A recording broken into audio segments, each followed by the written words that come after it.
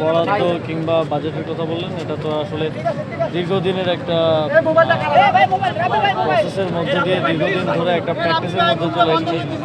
এখন প্রতিটা জায়গায় ধরে ধরে সেই পলিসি থেকে সরকার বেরোয় আসতেছে এবং কাজ করতেছে। অলরেডি স্থানীয় সরকার থেকে আমরা আঞ্চলিক বৈষম্য নিরসনের জন্য ইতিমধ্যে প্রয়োজনীয় প্রায় 29টা প্রজেক্টের আমরা ডিভিশন প্রদান করেছি। তো এটা তো একদিনে বা ওভারনাইট সমাধান হয়ে যাওয়া সম্ভব না। অবশ্যই সদিচ্ছা থাকলে আস্তে আস্তে যত সময় যাবে আস্তে আস্তে এগুলো সমাধান হয়ে আসবে।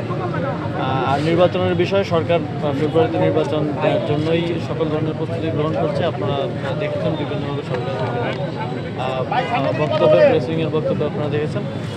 এখন জুলাই সনদের বিষয়ে রাজনৈতিক দলগুলো এবং ঐকমত্য কমিশনের যেই বৈঠক, সেখানে একটা ঐকমত্যে আসা গেলে আমরা নির্বাচনের দিকে আরও দৃঢ়ভাবে আগাতে হবে।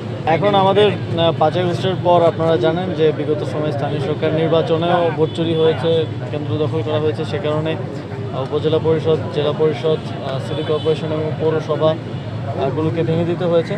কিন্তু সেই জায়গাগুলোতে যে ভ্যাকেন্সি তৈরি হয়েছে, সেখানে আমাদের সরকারি অফিসাররা দেখা যায় এক একজন 2-3টা অতিরিক্ত দায়িত্ব পর্যন্ত পালন করছে। তো সেক্ষেত্রে তাদের স্বাভাবিক কার্যক্রম ব্যাহত হচ্ছে। তবে ইউনিয়ন পরিষদ এবং ওয়ার্ড পর্যায়েও যদি আমরা সেটা ভেঙে দিই, তাহলে সেটা পরিচালনা করার জন্য আমাদের পর্যাপ্ত পরিমাণ অফিসার নেই এবং এটা একটা বড় জাতীয় সংকট তৈরি হবে।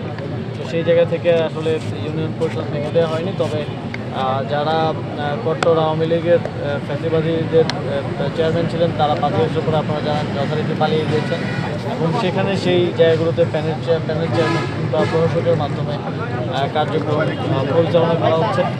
আমরা স্থানীয় সরকারের এই যে ডেডলক, সেটা করার জন্য চেয়েছিলাম যে লোকাল গভর্নমেন্ট ইলেকশনটা আগে করা, কিন্তু রাজনৈতিক দলগুলোর ঐকমত্য না হওয়ার কারণে সেটা করা সম্ভব হয়নি। তবে আমরা এখনও এটা মনে করি যে একদম মানুষের দৈনন্দিন যেসব সেবা এখন ব্যাহত হচ্ছে, একদম জন্ম নিবন্ধন, মৃত্যু সনদ, এনআইডি কার্ড থেকে শুরু করে সকল ধরনের দৈনন্দিন সেবার জন্য মানুষ স্থানীয় সরকারের উপর নির্ভরশীল।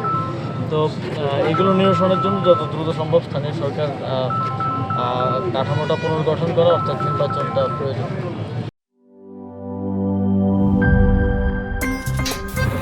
আমার একটা স্মার্ট সিদ্ধান্তে 25% গ্যাসের খরচ কমেছে। ভাবছেন কিভাবে? সাধারণ গ্যাস স্টোভ বদলে আমি এনেছি আরএফএল গ্যাস স্টোভ। এর সাইন্টিফিক নজল ও ব্রাস বার্নার ক্যাপ সমানভাবে তাপ ছড়িয়ে রান্না করে দ্রুত। তাই গ্যাসও বাঁচায় 25%, টাকাও বাঁচে 25%। আরএফএল গ্যাস স্টোভ, নিরাপদ ও গ্যাস সাশ্রয়ী।